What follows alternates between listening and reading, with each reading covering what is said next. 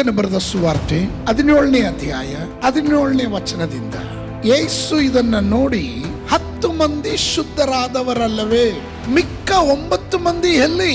ದೇವರನ್ನ ಸ್ತುತಿಸುವುದಕ್ಕೆ ಈ ಅನ್ಯ ದೇಶದವನೇ ಹೊರತು ಇನ್ಯಾರು ಹಿಂತಿರುಗಿ ಬರಲಿಲ್ಲವೋ ಎಂದು ಹೇಳಿದರು.